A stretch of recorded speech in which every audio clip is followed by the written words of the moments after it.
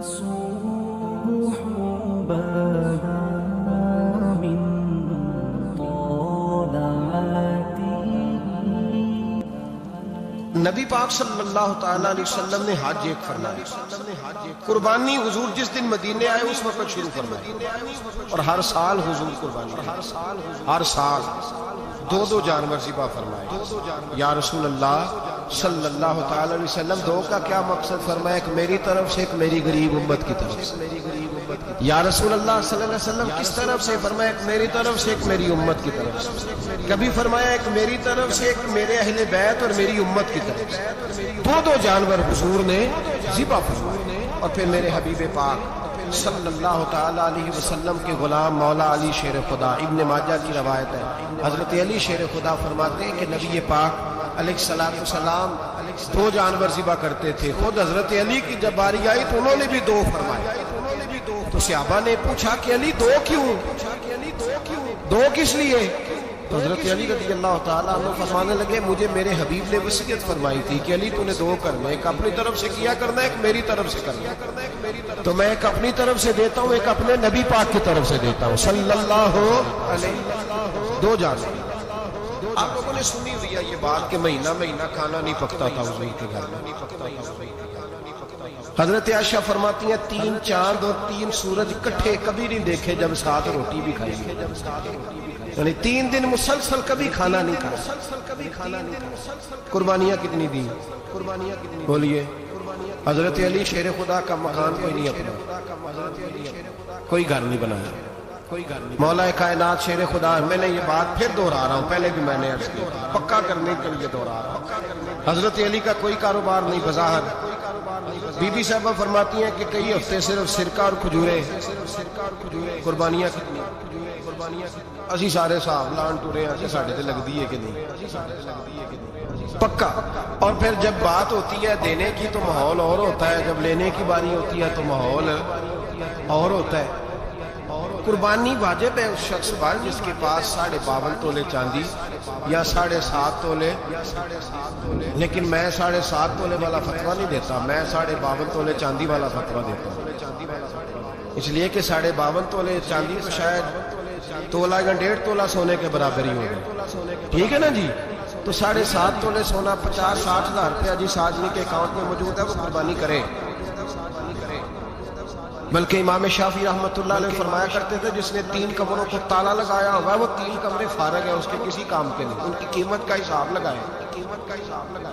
چھت پہ سٹور بنا دیا ہے کوئی مطلب نہیں اس کا، اور جو ویسے رکھی ہوئی ہے کوئی معنی ہی نہیں کمرے. ماتے کے حساب لگائے قربانی کرے. رب کریم کی بارگاہ میں دینے کا جب معاملہ آیا تو تو گول کر گیا کام. میرے رسول کائنات سرور عالم صلی اللہ علیہ وسلم کا جب اپنے لیے چیزیں استعمال کرنے کا ماحول ہے تو محبوب پاک علیہ السلام نے مہینہ روٹی نہیں پکائی. یہاں جو آدمی ہر جمعرات کو 4 کلو بکرے کا گوشت پکاتا ہے اور ہر تیسرے دن مرغی کا گوشت لاتا ہے، وہ قربانی کی باری آتی ہے تو کہتا ہے میرے پہ لگتی نہیں. وہ ٹھیک ہے ابا جی لے آئے، ابا جی کی طرف سے قربانی ہے، اس دفعہ ابا جی کی، اگلی دفعہ اماں جی کی، اسے اگلی دفعہ دادی جی کی. او خدا کے بندو، جس آدمی کے پاس پیسے ہیں پہلے اپنی قربانی واجب ہے. میری بات کی سمجھ آ رہی ہے عزیزوں کو؟ جو آدمی صاحب استطاعت ہے پہلے کس کی قربانی کرے گا؟ وہ کمائی کرتا ہے، اس کے اپنے اکاؤنٹ میں تنخواہ آتی ہے، ابا جی کے اکاؤنٹ میں نہیں آتی. اس نے اپنا بینک بیلنس چوری بھی رکھا ہوا ابا جی سے. پہلے اپنی قربانی کرے. اگر اس کو شوق ہے، دل کرتا ہے تو ایک اور خریدے، پھر ابا جی کی طرف سے. اگر اللہ نے توفیق دیا تو ایک اور خریدے، اماں جی کی طرف سے کرے. اور اگر اس کے دل کو اللہ ٹھنڈک عطا کرے، سکون کرے تو پھر اپنے رسول کی طرف سے بھی قربانی دے، پھر اپنے محبوب کی جانب سے بھی قربانی کرے. نبی پاک صلی اللہ تعالی علیہ وسلم نے ہر سال 2 قربانیاں دی. 10 سال کل کتنی ہوگی 10 سالوں میں؟ بولیے. اور جب حضور حج کرنے گئے نبی پاک نے 63 اونٹ ذبح فرمائے. ایک اونٹ میں کتنی قربانیاں ہوتی ہیں؟ 63 اونٹ حضور نے ذبح فرمائے. اور حدیث بڑی مزیدار ہے. حضرت ابو ہریرہ رضی اللہ تعالیٰ عنہ فرماتے ہیں کہ جب اونٹ ذبح کرنے کی باری آئی تو ہم سوچ رہے تھے، پریشان تھے کہ یہ تو بڑا مشکل ہے ذبح کرنا، یہ تو بڑا مشکل ہے، اس کو تو نہر کرنا پڑتا ہے، گرانا پڑتا ہے، باندھنا پڑتا ہے، سب سے مشکل کام اونٹ ذبح کرنا ہے۔ تو نبی پاک صلی اللہ علیہ وسلم کی تو عادت کریمہ ہے، اپنے ہاتھ سے ذبح کرتے ہیں حضور۔ وہ ہمارا اللہ خیر کرے، اب اللہ ہی حافظ ہے۔ ذبح کرنا تو دور کی بات ہے، ہمارا جو بی اے پاس لڑکا ہے نا، اس کو ڈر آتا ہے جانور کے پاس کھڑے ہوتے ہیں، کہتے ہیں بچوں کو اندر لے جاؤ، 10 سال کا 12 سال کا اندر لے جاؤ، ذبح کرنا روئے گا۔ اب بس کرو یار، یہ کس قوم سے تمہارا تعلق پڑ گیا ہے؟ ہمارے تو 12 اور 14 سال کے معوذ اور معاذ ابو جہل کی گردن کاٹ کے رکھ دیا کرتے، اور تو بچہ بکرا ذبح کرنے سے ڈرا رہا ہے، اس کو کھڑا کر لا کے۔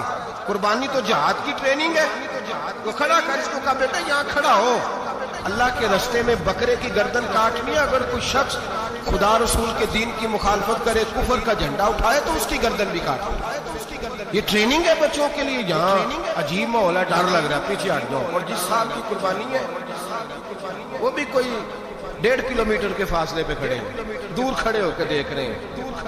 نفیس ہی بڑے ہیں جناب، لطیف ہی بڑے ہیں، کپڑوں کو قطرہ خون کا لگ گیا تو بڑی مصیبت بن جائے گی۔ اور امیر آدمی، اس کا تو گھر کسائی نے خود فون کیا ہے کہ صاحب سب سے پہلے میں آپ کے گھر آؤں گا، اس کو پتہ ہے کہ منہ مانگی قیمت ملے گی۔ مہربانی فرمائے، قربانی میرے رسول پاک صلی اللہ علیہ وسلم سے زیادہ نفاست والی طبیعت کسی کی نہیں۔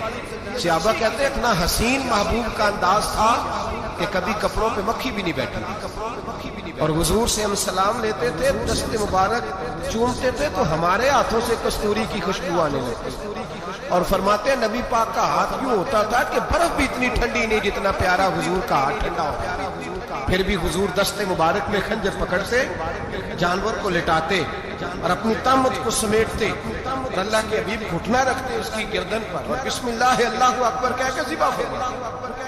حضور خود دست مبارک، تو اتنا زیادہ نازک مزاج ہو گیا کہ اب یہ والی سنت ادا کرنا مشکل ہو گیا تیرے لیے۔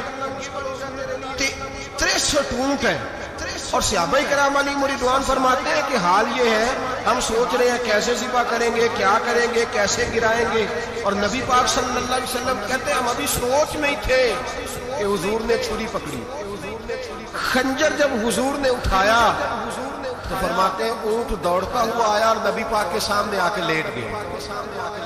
فرماتے ہیں اللہ کے رسول نے بسم اللہ اللہ اکبر کہہ کے ذبح کیا، اس نے ٹانگ بھی کوئی نہیں ہلائی، پیر بھی کوئی نہیں ہلایا۔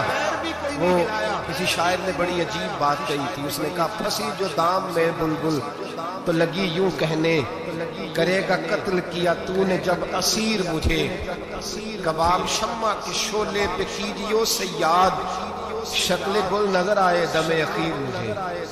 وہ کہتے ہیں بلبل کو شکاری، سیاد شکاری نے پکڑ لیا بلبل کو، تو سیاد سے بلبل کہنے لگی تو نے پکڑا ہے تو قتل تو کرے گا ہی، کھائے گا تو صحیح، ایک میری منت ہے۔ شکاری کہنے لگا وہ کیا؟ تو بلبل کہنے لگی جب تو مجھے ذبح کرے نا اور پکائے تو مجھے پھول سے بڑی محبت ہے، اس طرح کرنا، کوئلے اتنے زیادہ دہکانا، اس قدر زیادہ آگ جلانا کہ ان کی شکل گلاب کے پھول کی طرح سرخ ہو جائے، تو جب تو مجھے ان پر جلائے گا تو مجھے تکلیف نہیں ہوگی، اس لیے کہ محبوب کا چہرہ جو سامنے آ جائے مجھے تکلیف نہیں ہوگی۔ پھنسی جو دام میں بلبل تو لگی یوں کہنے، کرے گا قتل کیا تو نے جب اسیر مجھے، کباب شمع کے شعلے پہ کیجیو سیاد، او شکل گل نظر آئے دم اخیر مجھے۔ اعلیٰ حضرت بریلوی علیہ رحمہ فرمایا کرتے تھے، فرماتے تھے بڑی تکلیف ہوگی جب جان نکلے گی۔ روایتوں میں آتا ہے جس طرح باریک دوپٹہ جھاڑیوں پہ ڈالا جائے، کھینچا جائے تو پھٹ جاتا ہے، یوں تکلیف ہوگی۔ اور فرمانے لگے رسول اللہ کے غلام کو کوئی تکلیف نہیں ہوگی۔ حضور کیوں؟ فرمایا اس لیے کہ جب جان نکلنے لگے گی تو سامنے جلوہ ودوحات آ جائے، حضور کے جلوے ہوتے رہیں گے تو پتہ ہی نہیں چلے گا جان کیسے نکل گئی۔ پھنسی جو دام میں بلبل، تو صحابہ فرماتے ہیں کہ اونٹ دوڑتا ہوا آیا، حضور کے سامنے آ کے لیٹا، نبی پاک نے ذبح فرمایا، اور فرماتے حد ہو گئی۔ حضور نے توجہ فرمائی تو دوسرا دوڑتا ہوا آ گیا، تیسرا آ گیا۔ حضرت ابو ہریرہ فرمایا کرتے اونٹ ایک دوسرے کو دھکے دیتے تھے، پیچھے ہٹ جا، پہلے میں نے جانا ہے۔ 63 اونٹ وادی منا میں حج کے موقع پر میرے رسول پاک نے دست مبارک سے ذبح فرمایا. ہر قربانی حضور نے اپنے ہاتھوں سے فرمائی. قربانی واجبات دین میں سے، ضروریات دین میں سے، اور کوئی اتنا لمبا چوڑا مسئلہ نہیں. بہت ساری چیزوں کو خود بخود مشکل کر لیتے ہیں.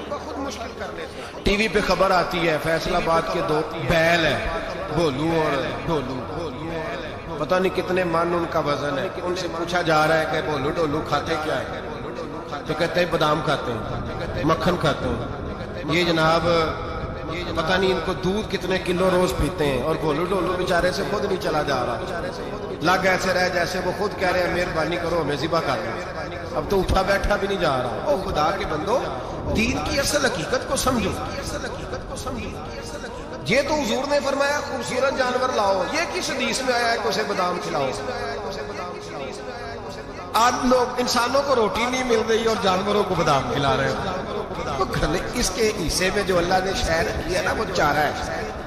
اس کو چارہ کھلاؤ اور اچھے طریقے سے پیٹ بھر کے کھلاؤ.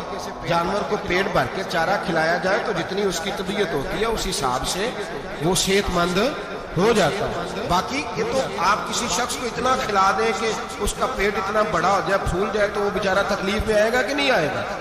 یہ کس قسم کا ماحول ہے؟ ایک بکرا بکا ہے لاہور میں، اور سیٹھوں نے شرطیں لگائی ہوئی ہیں، میں 5 لاکھ کا لایا ہوں تو میں 9 لاکھ کا. یہ کیا چکر ہے؟ مجھے اتنا کھلایا جی اس کو فلاں چیز. یہ کس نے کہا ہے کھلانے؟ بادام کھانا کس حدیث میں آیا؟ کس صحابی نے اپنے بکرے کو بادام کھلایا؟ کس نے مکھن کھلایا؟ کس نے پیڑے کھلائے؟ بس کرو. عجیب تماشا لگ گیا ہے. اور یہاں بھی اتنی بری حالت ہو گئی ہے کہ عورتیں ناچنے لگی ہیں قربانی کے جانوروں کے آگے، بیبیاں بیچنے لگی ہیں. اللہ کے غضب کو آواز نہ دو. یہ قربانی ہے کہ ہر چیز کا، مذہب کی ہر شے کا مذاق بنا دیا ہے. جس دین نے عورت کی اپنی قربانی بھی ہو تو اس کو ذبح کرنے کی اجازت نہیں دی، مرد ذبح کرے. جو دین کہتا ہے کہ عورت ذبح نہیں کرے گی، وہ عورت بیچ سکتی ہے لا کے جانور. جہاں جس کا میں نے رمضان میں بھی کہا تھا، پھر بات دہراتا ہوں، سارا سال ناچتے گاتے ہیں اور عید کا موقع آتا ہے تو 2-4 مولوی بٹھا کے وہ دین سکھانا شروع کر دیتے ہیں. کوئی پتہ ہی نہیں، کوئی خبر ہی نہیں. جس بوتل میں کل تک شراب بک رہی تھی اسی میں دودھ پلاؤ گے؟ جس برتن میں کل تک پیشاب تھا اس میں آج لوگوں کو شہد پلاؤ گے؟ بس کرو، یہ مذاق نہیں، یہ رسول اللہ کا دین ہے. نبی پاک سید عالم صلی اللہ تعالی علیہ وآلہ وسلم نے کوئی ذمہ عورت کے کوئی چیز نہیں لگائی ایسی جس میں اسے مردوں کے ساتھ شامل ہونا پڑے. اور عورت سمجھ ہی نہیں رہی کہ یہ اس کی تذلیل ہے، عزت نہیں. صابن بک رہا ہے تو ساتھ بی بی کھڑی ہے، شیمپو بک رہا ہے تو عورت اس کی جو ہے وہ ایڈ دے رہی ہے. یہ عزت ہے عورت کی؟ رسوا کر دیا تم نے ہر شے میں عورت. اب قربانی کا جانور بھی بی بی بیچے گی؟ غیرت کہاں گئی اس قوم کی؟ میرے رسول پاک سرور دو عالم صلی اللہ تعالی علیہ وسلم کو کسی نے آ کے کہا فلاں قبیلے کے لوگوں نے عورت کو سربراہ بنایا ہے، عورت کو آگے لگا لیا ہے. فرمایا تباہ ہو گئے وہ لوگ انہوں نے عورتوں کو اپنے آگے پیشوا بنایا. جس رب نے عورت کو نبوت نہیں دی، امامت کرنے کا حق نہیں دیا، کس چکر میں لوگ پڑ گئے؟ 5 لاکھ کا جانور کس لیے لائے ہو؟ 5 لاکھ کا تفاخر کے لیے، دکھانے کے لیے. تو اگر 50,000 کا 60,000 کا بھی جانور لاتا تو اچھا آ جاتا. اور 50,000 کا جانور لائے تو 5 لاکھ میں کتنے آتے ہیں؟ بولے 10 جانور ذبح ہوں گے تو کتنے غریبوں کا گوشت جائے گا، کتنے گھروں کا بھلا ہوگا. ہر چیز کا چکر الٹا کر دیا گیا ہے. اور صرف حج کے لیے ہوتی تو میرے رسول پاک ہر سال قربانی نہ کرتے. اور میرے نبی پاک قربانی دینے کا حکم.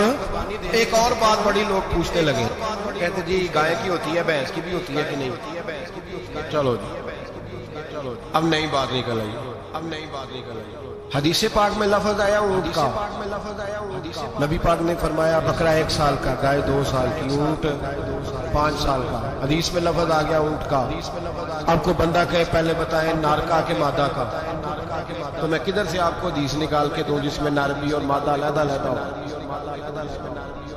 حدیث پاک میں ذکر آ گیا دمبے کا، مینڈے کا. اب باقی جو سارے جاگ رہے ہیں نا، اب غور فرمائیں، باقی ایک بکرا ہے، ایک چترا ہے، ایک دمبا ہے، ایک دیسی بکرا ہے، ایک پہاڑی بکرا ہے. تو علیحدہ لفظ کہاں سے نکال کے دیے گئے؟ یہ ساری انواع ہیں، اقسام ہیں، نوع ہے۔ اسی طرح بھینس بھی گائے کی ایک قسم ہے۔ امام اعظم ابو حنیفہ فرماتے ہیں نوع منہ، یہ اس کی ایک قسم ہے، نوع میں سے ہے، گائے کی نوع میں سے۔ آپ عام لفظ بولتے ہیں تو کہتے ہیں بکرا چترا گائے بھینس، عام لفظ ہے نا۔ تو جب گائے کہہ دیا تو اب کو بندہ کہے گائے آیا ہے تو پہلے بتائیں گائے تو ہے تو اس میں بیل شامل ہے کہ نہیں؟ تو گائے کی جتنی قسمیں ہیں نا ہمارے محدثین بھینس کو گائے میں شامل کرتے ہیں۔ بھینس گائے کی ایک قسم ہے۔ تو نبی پاک صلی اللہ علیہ وسلم نے جب گائے کا لفظ استعمال کیا تو بھینس اس کے اندر آ گئی۔ اگر گائے کی قربانی جائز ہے تو بھینس کی قربانی بھی جائز ہے۔ اگر بیل کی قربانی جائز ہے تو کٹے کی قربانی بھی 100% جائز ہے۔ اس کے اندر 7 حصے ڈالے جائیں گے، اسے قربان کیا جائے گا، یہ جائز ہے۔ اگر آپ صریح لفظ نکال کے دکھانے کو کہیں گے تو پھر تو بڑی چیزوں میں لوگ الجھ جائیں گے۔ پھر کیسے نکالا جائے گا خسی کی جائز ہے کہ نہیں، جو خسی نہیں اس کی جائز ہے کہ نہیں، بلا کی۔ تو ان تفصیلات، ہاں بہت ساری چیزوں کی تفصیلات حدیث میں ہیں لیکن ساری چیزوں کی موجود نہیں۔ اس لیے میرے عزیز یاد رکھیں بھینس کی قربانی بھی ہوگی، گائے کی بھی ہوگی، بیل کی بھی ہوگی، کٹے کی بھی ہوگی۔ جن کی نہیں ان کی نہیں۔ ہم نے کبھی کہا ہرن کی قربانی بھی ہوگی یا مرغی کی قربانی بھی ہوگی۔ تو حدیث مبارکہ کے اندر جو چیزیں موجود ہیں ان کی جتنی اقسام ہیں ان سب کی قربانی کرنا جائز ہے۔ اور میرے نبی پاک صلی اللہ علیہ وسلم نے فرمایا جانور خوبصورت ہو، لنگڑا نہ ہو، کانا نہ ہو، زخمی نہ ہو، خوبصورت جانور لاؤ، اس کو لا کے ذبح کرو۔ لوگ کہتے ہیں چلو اتنے پیسے اللہ کے راستے میں دے دیں، تو یہ کافی نہیں کافی۔ مسلم شریف میں، بخاری شریف میں میرے نبی پاک سید عالم صلی اللہ تعالی علیہ وسلم نے فرمایا 10 ذی الحج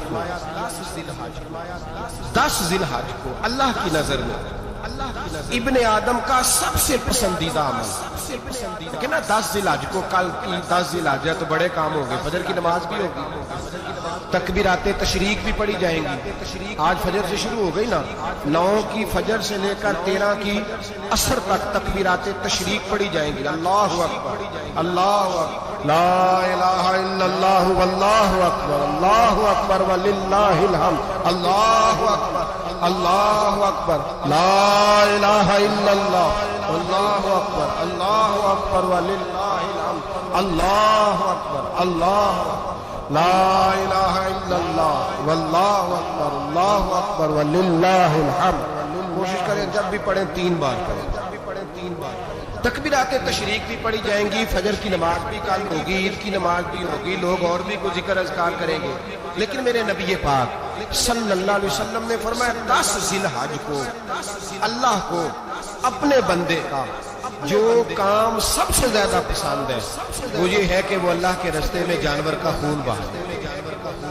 حالانکہ نمازیں بھی ہیں، اذکار بھی ہیں، تکبیرات بھی ہے، سارا کچھ، پر اللہ کو سب سے زیادہ کیا پسند ہے؟ جانور کو قربان کرنا۔ یہ اللہ کو بڑے خوبصورت لفظ نبی پاک علیہ السلام نے فرمایا قربانی کا جانور قیامت کے دن اپنے سینگوں اور کھروں سمیت آئے گا، اور جس نے قربانی کی ہوگی اس کی بخشش کروا کے اسے جنت میں لے کر جائے گا۔ تو فرمایا ابن آدم کا سب سے پسندیدہ عمل یہ، سب سے پسندیدہ، کہ وہ 10 ذی الحج کو قربانی کریں، کوشش کریں خود ذبح کریں اپنا جانور۔ یہ حضور کی سنت ہے۔ یہ نہ ہو سکے تو نبی پاک صلی اللہ علیہ وسلم نے اپنے ہاتھوں سے ذبح کرنے لگے حضرت فاطمہ کا جانور، تو فرمایا فاطمہ ادھر آ کے اس کے پاس کھڑی ہو جاؤ، میں تمہارا جانور ذبح کرتا ہوں۔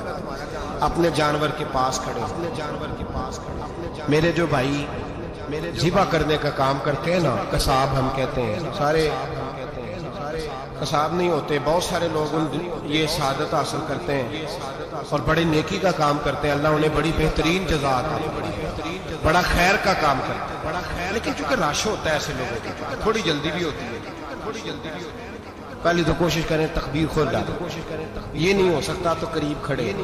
ہمارے ہاں ایک رواج یہ بھی ہے کہ 2 بندے ہاتھ رکھتے ہیں، ذبح وہ کر رہا ہوتا ہے تو جس کی قربانی ہوتی ہے اس کو کہتے ہیں تو بھی ساتھ ہاتھ رکھ، ہوتا ہے نا جی بہت ساری جگہوں۔ اب حکم یہ ہے شریعت اسلامیہ کا کہ جب جانور ذبح کریں گے تو پڑھیں گے بسم اللہ اللہ، بسم اللہ اللہ۔ ہاں نبی پاک صلی اللہ علیہ وسلم نے لمبی دعا پڑھی، صحابہ بھی لمبی دعا، انی وجہت وجہی للذی فطر السماوات والارض حنیفا وما انا من المشرکین، یہ بھی پڑھا۔ اور پھر میرے رسول پاک صلی اللہ علیہ وسلم نے یہ بھی کہا کہ اللہ میری طرف سے قبول فرما، میری امت، میری اہل بیت کی طرف سے قبول فرما۔ صحابہ جب جانور ذبح کرنے لگتے پہلے یہ دعا پڑھتے، پھر کہتے اللہم تقبل منا کما تقبلتا خلیل کا ابراہیم علیہ السلام وتقبلتا حبیب کا محمد صلی اللہ علیہ وسلم، اے اللہ ہم سے بھی قبول فرما جیسے تو نے حضرت ابراہیم سے قبول فرمائی اور جیسے اپنے حبیب حضرت محمد صلی اللہ علیہ وسلم سے قبول۔ یہ ساری دعا پڑھیں اور جب جانور ذبح کرنے لگے تو پھر پڑھیں بسم اللہ اللہ، بسم اللہ اللہ۔ اچھا دو آدمیوں نے ہاتھ رکھا ہوا ہے، دو آدمیوں۔ اب اگر ایک نے بھی نہ پڑھی بسم اللہ اللہ اکبر تو جانور حلال نہیں ہوگا، دونوں کو پڑھنا پڑے گا۔ یہ مسئلہ یاد رکھنا۔ ایک اور بات بھی بتانی ہے آپ کو، بھی آپ نے یاد رکھنا۔ قربانی کے بڑے جانور میں کتنے حصے ہوتے ہیں؟ 7۔ اب 7 حصوں میں 7 کی نیت قربانی کی ہونی چاہیے، 7۔ 6 حصے ڈال گئے، جو چلے تھوڑے سے زیادہ امیر لوگ نہیں تھے، نارمل تھے، انہوں نے 6 حصے ڈال لیے۔ 7واں امیر آدمی تھا، اس کو جا کے کہا یار ایک حصہ نہیں مل رہا تو چل تو نے تو 2-3 بکرے لیے ہوئے ہیں، تو بھی شامل ہو گئے۔ اس نے پہلے تو کہا نہیں یار میں نے اپنے، پھر جب اصرار کیا تو کہا چلو ٹھیک ہے بڑے گوشت کا قیمہ کرا لیں گے۔ تو اس طرح کرو، ڈال لو میرا بھی حصہ۔ اب 6 کی نیت قربانی کی، 7ویں کی گوشت کی، کسی کی بھی قربانی نہیں ہوگی، گئے سارے۔ اب اس کے لیے شرط کیا ہے کہ اس کو بھی آپ، اصل میں ہمیں مسائل نہیں آتے، نہ ہم سیکھتے ہیں نہ پتہ کرتے ہیں، پھر خرابی ہو۔ اب اس سے کہیں کہ یار قربانی سے پہلے اپنی نیت کا اعادہ کر، اپنی نیت کا اعادہ کر، بتا کہ تیری نیت کیا ہے، اور اگر غلط ہے تو صحیح کر لے، تاکہ سب کی قربانی تو بتا۔ یہ جو تو رکھ رہا ہے قربانی، تو کس کی قربانی کر رہا ہے؟ دادا جی کے نام کی، ابا جی کے نام کی، اپنے پیر کے نام کی، استاد کے نام کی، یا رسول پاک صلی اللہ علیہ وسلم کے نام، نبی پاک کے نام؟ اس سے پوچھیں اور جو وہ نیت بتائے اس نیت کی دعا ہوگی، اس کی طرف سے کہا جائے گا اے اللہ اس کی طرف سے اسے قبول۔ میری بات کی سمجھ آ رہی ہے میرے عزیزوں کو؟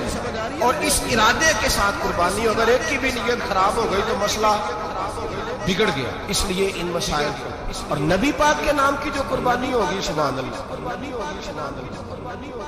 میں کرامات کا زیادہ قائل نہیں، ہم کرامات کے نہیں کیفیات کے قائل ہیں، کیفیات کی، اور دین ویسے بھی لفظوں کا نام نہیں کیفیت کا نام ہے۔ میرے حصہ فرمایا کرتے تھے ہم کرامت سے زیادہ کیفیت کے قائل ہیں۔ اگر مرید ساری زندگی کرامتیں سناتا رہے اور کبھی اسے مدینے جانے کا شوق ہی پیدا نہ ہو، کبھی نبی پاک کے نام پہ آنسو نہ آئے، تو پھر کرامت کا فائدہ نہیں، کیفیت تو ملی نہیں اسے، ہم کیفیت۔ اسی طرح ہم نظرانے کے نہیں نظر آنے کے قائل ہیں۔ تو بھائی یہ یاد رکھ لیں، کیفیت کا نام دین ہے۔ نبی کریم علیہ السلام بائی دبے قضائے حاجت کے لیے ایک باغ میں تشریف لے، حضور باغ کے اندر داخل ہوئے ہی تھے، اونٹ بندھا ہوا تھا، تو حضرت ابو درداء رضی اللہ تعالیٰ عنہ کہتے ہیں وہ اونٹ نے حضور کی طرف دیکھا تو اس نے رونا شروع کر دیا۔ اصل میں دکھ پوچھنے والا کو ملے تو پھر ہی رونے کا مزہ آتا ہے، ہر جگہ تو دکھ سنایا بھی نہیں جا سکتا، ایسا ملے نا جو دکھ پوچھنے والا ہو، تسلی تشفی دینے والا ہو، جس کے کندھے پہ سر رکھ کے بندہ دیر تک روئے۔ اونٹ رونے لگا تو حضرت ابو درداء رضی اللہ تعالیٰ عنہ فرماتے ہیں نبی کریم علیہ السلام اس کی طرف بڑھے، حضور نے اس کی پشت پر ہاتھ رکھا تو وہ اور زیادہ رونے لگا۔ پھر میرے محبوب نے اپنے کان مبارک اس کے منہ کے قریب کیے تو اس نے کوئی بات کی، محبوب نے فرمایا بلاؤ نا اس کے مالک کو کہاں۔ وہ جب آیا تو حضور صلی اللہ علیہ وسلم نے فرمایا کہ تم اسے اس کی ضرورت سے زیادہ اس پر وزن رکھتے ہو، اسے اذیت دیتے ہو، تکلیف پہنچاتے ہو۔ پھر حضور علیہ السلام نے فرمایا اسے کھانا اور پانی وقت پر نہیں دیتے، دھوپ چھاؤں کا خیال نہیں رکھتے۔ اور آخری لفظ حدیث کے محبوب فرمانے لگے تم اس کے بارے میں اپنے رب سے نہیں ڈرتے، اس کے حقوق کے تحفظ کے لحاظ سے تم اللہ کا خوف نہیں رکھتے، وہ تم سے پوچھے گا اس کے بارے میں۔ یہ حدیث حضرت ابو درداء رضی اللہ تعالیٰ نے سنی ہوئی تھی نا، جب آپ کا اپنا وقت وصال آیا نا تو حضرت ابو دردہ نے بھی اونٹ رکھا ہوا ہے. جناب ابو دردہ رضی اللہ تعالیٰ عنہ نے گھر والوں سے بھی معافیاں مانگی, رشتہ داروں سے بھی, دوستوں سے بھی, تو پھر اونٹ کے سامنے بھی جا کے کھڑے ہو کہنے لگے اونٹ دیکھنا اللہ کی بارگاہ میں میری شکایت نہ کر دینا, اس کے حضور کہہ نہ دینا کہ یا اللہ اس نے میرے حق نہیں ادا کیے. فرمایا میں نے کوشش کی ہے تیرے حقوق ادا کرنے کی, اور اگر کہیں کمزوری رہ گئی تو مجھ سے درگزر کر. نہیں, یہ انداز تھا ان لوگوں, جن باتوں کا ہمیں پتہ چل چکا ہے اس پر عمل کی بھی تو کوشش ہونی چاہیے. تو میرے عزیزوں, جانوروں کی حقوق میرے نبی کریم علیہ الصلوۃ والسلام نے بیان فرمائے. سب سے پہلی بات حضور نے یہ بیان کیا کہ جانور کو گالی نہ دو. ایک شخص نے ایک مرغ کو گالی دی تھی تو نبی پاک علیہ السلام نے فرمایا اسے گالی نہ دے, یہ تو تجھے آذان کے لیے بیدار کرتا ہے. وطن کچھ نوابزادوں اور شہزادوں کی نیند خراب کرتا ہے مرغا بھی, تو خیر مرغوں نے اذان نہیں پڑھتی چھوڑ دی. تکلیف کی بات ہے, خوشی کی بات نہیں, درد کی بات, یہ اذیت کی بات نہیں. وہ وطن بھی کو وطن ہے جس میں اذان کی آواز ہی نہ, وہ دیس بھی کو دیس ہے. ہم جا کے بسنے لگے ہیں ٹاؤنوں کے اندر, سوسائٹیوں کے اندر, جہاں اذان کی آواز ہی نہیں آتی. کچھ جگہ ہے جہاں اذان کی آواز ہی نہ. ہمارے ہاں جو غریب لوگ ہوتے ہیں نا, وہ گدا ریڑھی پہ دفعہ سبزی بیچتے ہیں. یہ ہمارے آج کل کنو بہت زیادہ ہیں مارکیٹ میں, تو میں دیکھتا ہوں کہ سڑک کے اوپر گدے کو بھی کھڑا کیا ہوا, اس لیے کہ اب وہ اسی کے اوپر سارا دن رکھیں گے اس کو, اور شام تک جب تک بکے گا نہیں اس بیچارے کی خلاصی نہیں ہو. نبی پاک صلی اللہ علیہ وسلم نے فرمایا کہ جانور کو سواری بناؤ, کرسی نہ بناؤ. دو صحابہ بیٹھے تھے گھوڑے کے اوپر, ایک ادھر بیٹھا تھا ایک ادھر بیٹھا تھا, دونوں آپس میں باتیں کر رہے تھے. جس طرح ہمارے زمانے میں جو نئی کار خریدتا ہے تو اس کا بھی کوئی بات مل جائے تو وہ روڈ کے اوپر کھڑے ہو کے بات کرتا ہے, چونکہ روڈ تو اس نے الاٹ کرایا نا اپنے نام. میرے جیسا آدمی کئی دفعہ پیچھے ہو بھی نا, تو ایک دن بچہ مجھے کہنے لگا کہ زور سے ذرا ہارن دی, تو میں نے کہا یار اس کے پاس نئی دولت آئی ہے تو مطلب اس کو ہارن نہ دیتا نہیں کہاں سے بولے گا, تو اس کا تو کچھ نہیں بگڑے گا, تو ہمارے لیے مسئلہ بنے گا. یہ ارجلی اب یہ کھڑا ہے تو کھڑا, یہ اس کو لوگ چودراہٹ سمجھتے ہیں. یہ چودراہٹ نہیں ہو, اس سے یہ آپ کے کمزور ہونے کی علامت ہے. اس طرح چھوٹا آدمی اس طرح کے کام کرتا ہے. بڑے لوگ تو کسی کو تکلیف ہی نہیں دیتے کیونکہ وہ بڑے ہوتے ہیں. نبی پاک علیہ السلام نے دیکھا دو غلاموں کو, ایک گھوڑے کا منہ ادھر ہے دوسرے کا ادھر ہے, تو آپس میں گفت و شنید کر رہے ہیں. رسول کریم علیہ السلام نے وہی تنبیہ فرمائی, حکم دیا, فرمایا سواریوں کو سواریاں بنایا کرو, کرسیاں نہ بنایا کرو. جب تک چلنا ہو اس پر بیٹھو, اور جب بات کرنی ہو تو گھوڑے سے نیچے اترو, پھر بات کرو تو پھر دوبارہ گھوڑے پہ بیٹھو, کہ اس سے اتنا ہی کام لیا جائے جتنا وہ اس کا بوجھ برداشت کر سکے. عبداللہ بن مبارک سے کرائے پہ گھوڑا لیا, کرائے پہ سواری لیتے. حضرت عبداللہ بن مبارک رحمۃ اللہ تعالیٰ نے ایک شخص سے کرائے پہ گھوڑا لیا کہ مجھے فلاں سفر پہ جانا ہے تو گھوڑا کرائے پہ دے دو. اس نے کہا کہ کس نے جانا ہے, تو آپ فرمانے لگے میرا وجود دیکھ لے, میں نہیں جانا ہے. طے ہو گیا, آپ نے گھوڑا اس سے لے لیا. جب آپ جانے لگے تو ایک آدمی راستے میں ملا, کہنے لگا حضور کوفے جا رہے ہیں؟ فرمایا ہاں. کہنے لگا یہ میرا خات بھی لے جائیے, یہ میرا خات ہے. اتنا وزن ہوتا ہے خات کا, یہ میرا خات ہے, فلاں آدمی کو دیجیے گا. تو آپ فرمانے لگے تو میرے ساتھ واپس چل گھوڑے کے مالک کے پاس, اگر وہ اجازت دے گا یہ سفر گھوڑے پہ زیادہ رکھنے کا تو میں رکھوں گا, اگر وہ اجازت نہیں دے گا تو میں نہیں رکھوں گا. تو وہ آدمی کہنے لگا حضور اتنی چھوٹی باتوں کا کیوں خیال رکھتے ہیں؟ عبداللہ بن مبارک فرمانے لگے اس لیے کہ میں رحمت للعالمین نبی کا ماننے والا ہوں, میرے رسول پاک علیہ السلام رحمت للعالمین ہے, تو میں اتنا بھی ظلم جانور پر کر سکتا ہوں. میں پہلے اجازت لوں گا اس کے مالک سے, اس کے بعد پھر میں آگے جاؤں گا. تیسری بات حضور علیہ السلام نے فرمایا جو جانور جس مقصد کے لیے پیدا کیا گیا اسے وہی کام لینا, دوسرا کام نہیں لینا. جس مقصد کے لیے پیدا کیا, گھوڑا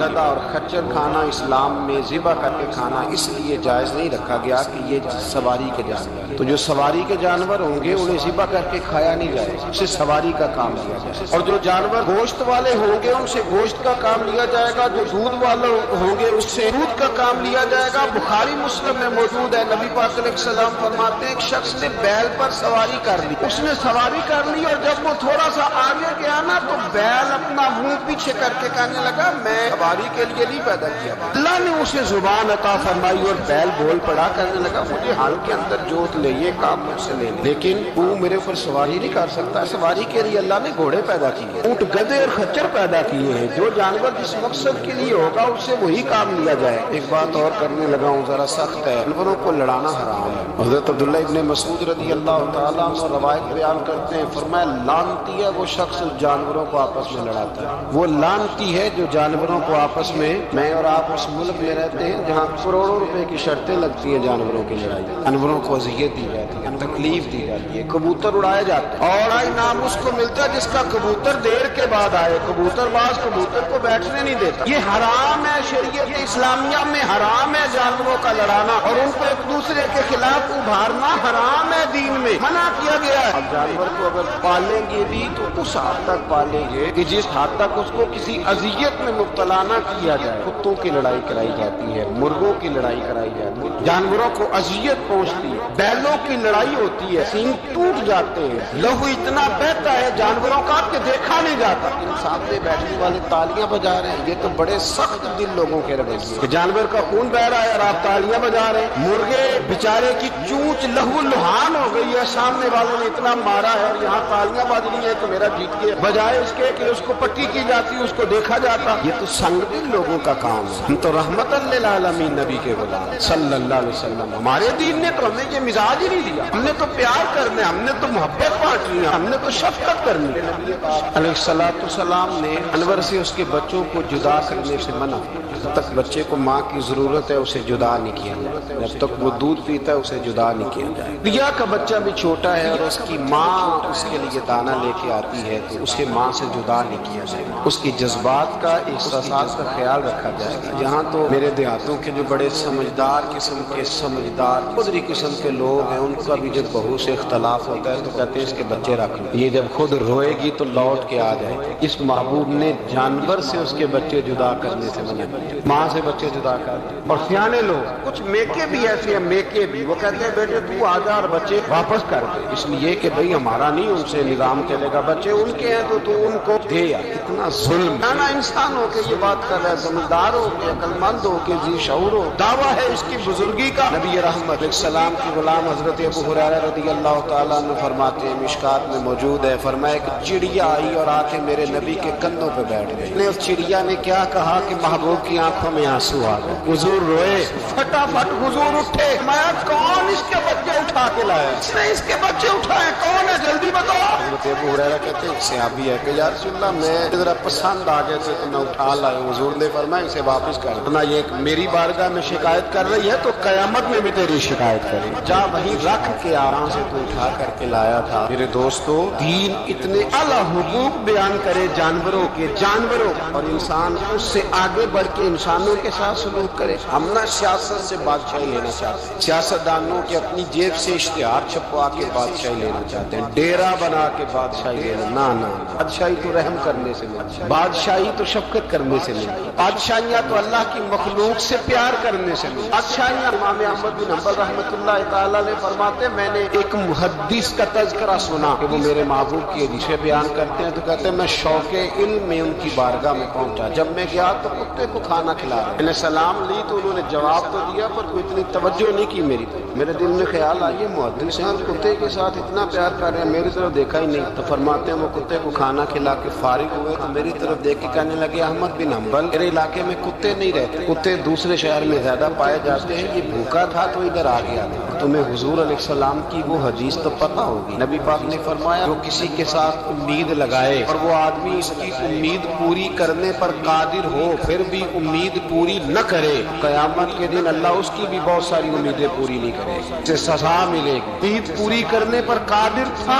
مجبور نہیں تھا، پر پوری نہ کی تو اسے قیامت کے دن سزا ملے گی۔ فرمایا یہ کتا امید لگا کے آیا تھا میرے گھر میں کھانے کی، اگر میں پوری نہ کرتا تو پھر حضور کی اس حدیث پر عمل کیسے ہوتا، پھر مجھے حدیثیں بیان کرنے کا مطلب کیا سمجھ میں آتا۔ امام احمد بن حنبل رحمۃ اللہ تعالیٰ علیہ فرماتے ہیں میں نے کہا استاد اجازت دے دیں، کہا کدھر آئے تھا؟ حضور جس کام آیا تھا نا وہ میرا بڑا ہی اچھا ہو گیا، وہ بڑا شاندار ہو گیا، جو حدیث بھی آپ نے بیان کر دی اور صرف بیان نہیں کی، آپ نے تو عمل کر کے بھی دکھا دی، آپ نے تو اس حدیث پر منوان عمل کر کے بھی دکھا دی۔ جانور کے ساتھ حسن سلوک کرنا، اس کے ساتھ پیار کرنا۔ کچھ جانور موذی ہوتے ہیں، شریعت نے انہیں مارنے کی اجازت دی ہے، اجازت دے دی ہے، جو جانور تکلیف دیتا ہے، اذیت دیتا ہے، اسے مارا جا سکتا ہے، لیکن جانور کے حقوق کا لحاظ کرنا، اس پر رحم کھانا، اس پر توجہ دینا، ان چیزوں کو سمجھتے نہیں۔ امیر ملت، اور اگر میں کہوں بانیے پاکستان تو میں ٹھیک کہوں گا، بانیے آرڈر تھا ایک اس وقت انگریزوں کا بڑا، جماعت علی شاہ صاحب محدث علی پوری بھی پاکستان کی تحریک چلا رہے تھے اور قائد اعظم بھی چلا رہے تھے۔ تو لارڈ نے قائد اعظم سے کہا تھا کہ قائد اعظم مجھے تیری سیاست سے اتنا ڈر نہیں آتا جتنا جماعت علی شاہ کے دین سے ڈر آتا، اتنا مجھے، میں آن دی ریکارڈ بات کر رہا ہوں ذمہ داری کے ساتھ، کہ تیری سیاست سے میں اتنا نہیں ڈرتا جتنا جماعت علی شاہ کے دین سے ڈرتا، اس لیے کہ یہ جب دین کا نام لے کے پاکستان کی بات کرتا ہے تو لوگوں پہ عدو تاری کر دیتا ہے، نہیں میں تیری سیاست سے ڈرتا، اس کے دین سے ڈرتا ہوں۔ پیر ملت کی جماعت علی شاہ صاحب ابو العرب بھی کہا جاتا، ان زمانوں میں عرب میں غربت آئی تو یہاں سے ہندوستان سے چندے اکٹھے کر کر کے پیر جماعت علی شاہ صاحب لے جایا کرتے۔ مدینہ شریف میں آج بھی جماعت منزل موجود ہے، صاحب کی اپنی رہائش تھی، ملت پیر جماعت علی شاہ صاحب نہ مدینے میں گزر رہے تھے تو بڑے بڑے مرید ساتھ تھے۔ اس زمانے میں لوگ ہاتھوں میں چھڑی رکھا کرتے، جانور اکثر ہوتے تھے تو چھڑیاں ہاتھوں میں ہوتی تھی، تو پیر صاحب گزر رہے تھے، بوڑھے آدمی، پیر ساتھ تھے تو ایک کتا دوڑا جب وہ پیر صاحب کے قریب سے گزرنے لگا تو ایک مرید نے نہ کتے کی ٹانگ پہ ڈنڈا مارا، پچاڑ جا کپڑوں کو نہ لگ جا، چونکنے لگا، رونے لگا، جب بھاگا نا تو لوگ کہتے ہیں ہم نے عجیب منظر دیکھا، 100 سال کے پیر جماعت علی شاہ سے پگڑی ہاتھ میں پکڑی اور کتے کے پیچھے بھاگنا شروع کر دیا، دوڑ کے کتے کو اٹھا کے لائے اور یوں اس کو سینے سے لگائے۔ پیر صاحب نا اس کتے کو اپنی رہائش گاہ پہ لے گئے، اپنی پگڑی کھول کے نا تو اس کی پٹی کی، پھر دودھ کا پیالہ اس کے آگے رکھا، کتے نے دودھ پی لیا تو پیر جماعت علی شاہ صاحب نے ہاتھ باندھے لگے، مدینے کے کتے بھی پاک کی بارگاہ میں میری شکایت نہ کر دیں، حضور کی بارگاہ میں شکایت نہ کرنا کہ یا رسول اللہ یہ آتے حاضری دینا ہمیں تکلیف دیتے ہیں، شکایت نہ کرنا مصطفیٰ کریم کی بارگاہ میں نے نہیں اسے کہا تھا، اس سے بھول ہو گئی، میں معافی مانگتا ہوں۔ میرے عزیزو وہاں درد تھا، وہاں سوز تھا، پیار تھا، وہاں محبت تھی، لیکن ہمارے رویے انسانوں کے حق میں تو کیا جانوروں کے حق میں سخت سے سخت تر ہوتے جا رہے ہیں۔ ہم نے اپنے شوق سے جانور لڑانے شروع کر دیے، کبوتر اڑانے شروع کر دیے، تباہی پر تباہی کا ماحول ہم فراہم کرتے جا رہے ہیں۔ ان سے پیار کریں، ان کو آسانی دینے کی کوشش کریں۔ کچھ لوگ ایسے ہوتے ہیں جو بیچارے بائی نیچر ہی کچھ پریشانیوں کا شکار ہوتے ہیں،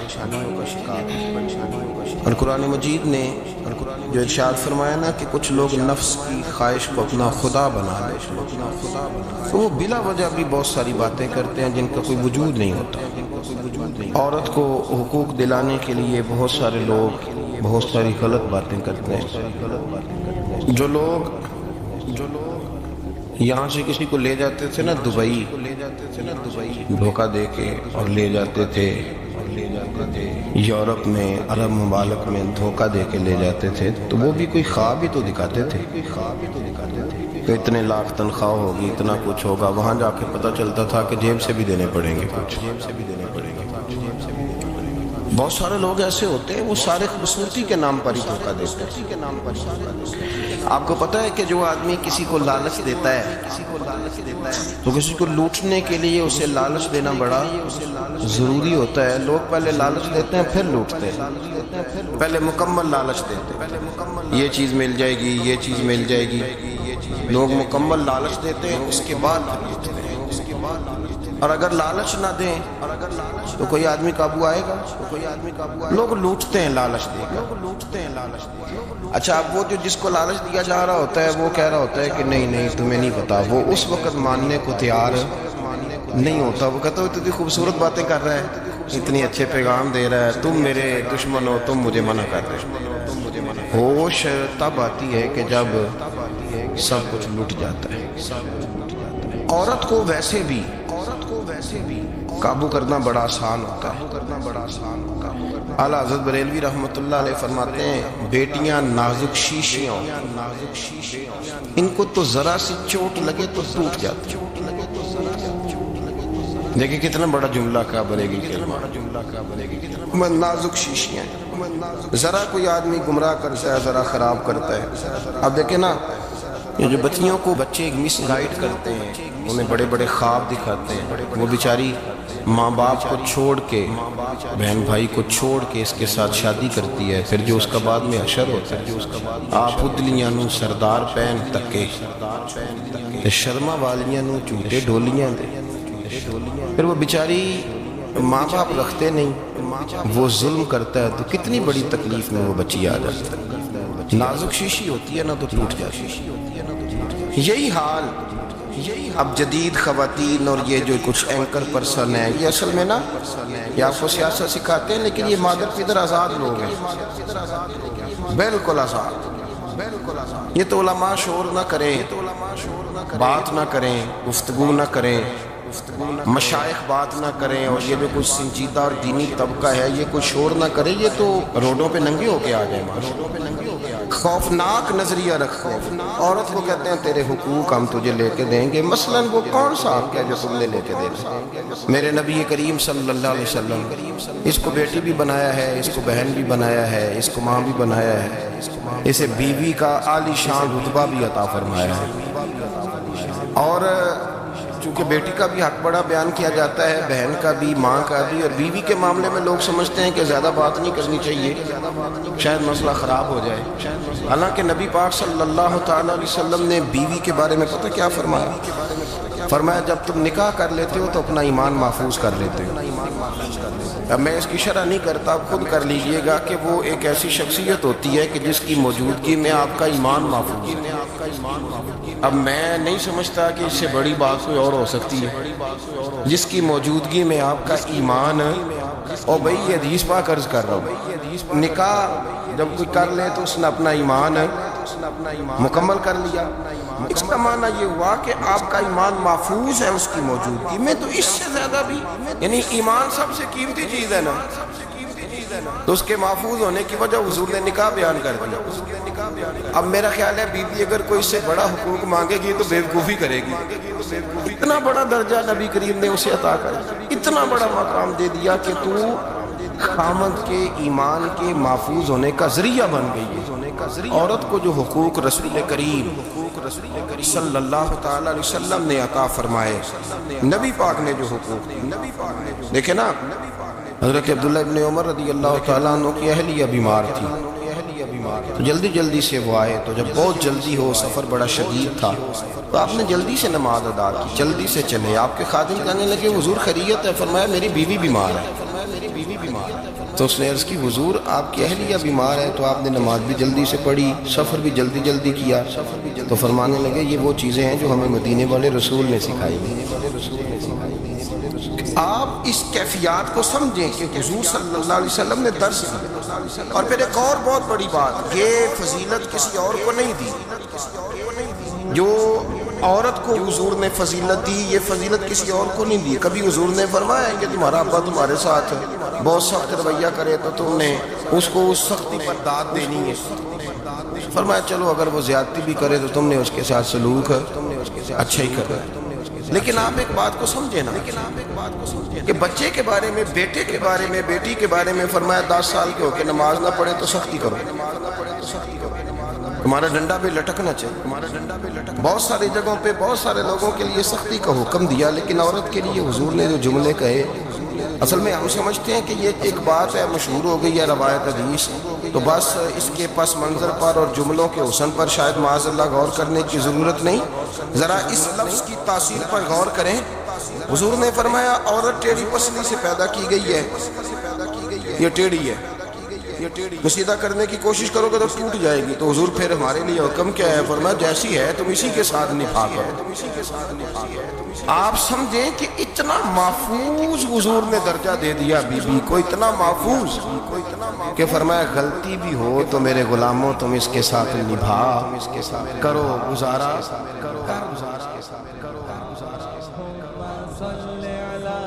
سيدنا ومولانا محمد اللهم صل على سيدنا ومولانا محمد اللہ کے شیر حیدر کرار پر درود اللہ کے شیر حیدر کرار پر درود اللہ کے شیر حیدر کرار پر درود حضرت حسن حسین کے کردار پر درود اللہم صل علی سیدنا و مولانا محمد وعلی سیدنا علی و سیدتنا فاطمہ وسيدتنا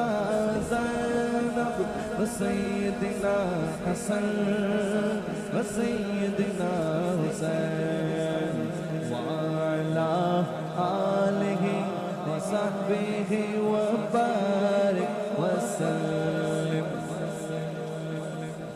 زینب کی بارگاہ میں